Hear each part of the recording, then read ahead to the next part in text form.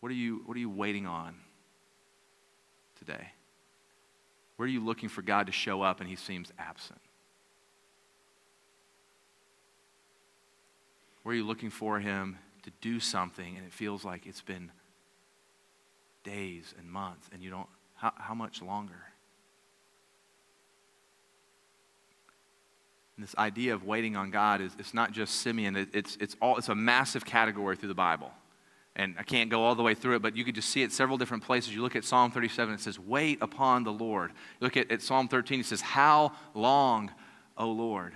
You look at Genesis and Abraham, and he had to wait years and years. He's waiting for children. And Moses in Exodus, years and years waiting in the wilderness. The Hebrew children, years and years waiting to be freed from slavery. 1 Samuel, David waiting years and years to become the king of Israel. And now here it is, Simeon waiting years and years to see the Lord's Christ. Years and years to see the Savior, the Redeemer that would come into the world.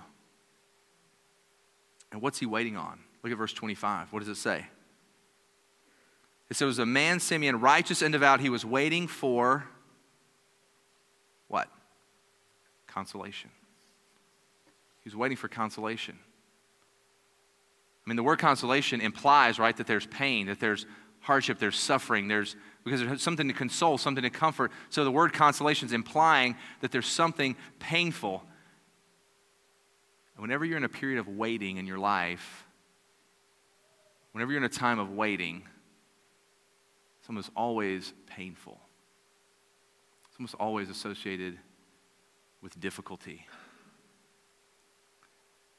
And so here's what waiting on God is. Waiting on God, it's not laziness. It's not making excuses for why you shouldn't have to work hard because I'm waiting on God. Waiting on God is simply bringing your pain authentically underneath the promises of God.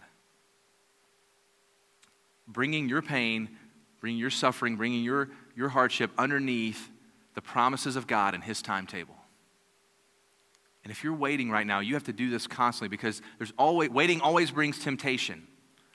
Because we live in the microwave culture, we're always tempted to do it our way, to do it on our timetable, to get it as the way we want it. And so if you're waiting, you're going to be tempted to do things you wouldn't normally do, to date people you know you shouldn't date, to say things that you know you shouldn't be saying, to wear things you know you shouldn't be wearing, to compromise morally and ethically, financially in ways that you normally wouldn't because you're waiting on God and he's not showing up. And where is he? And so forget him because he's not doing what he said, so I'll do it my own way.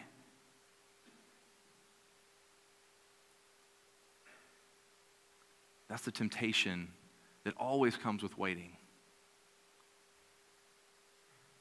But here's the deal, is that throughout the Bible and throughout history, nobody who has ever truly waited on the Lord, nobody who has ever truly waited on God,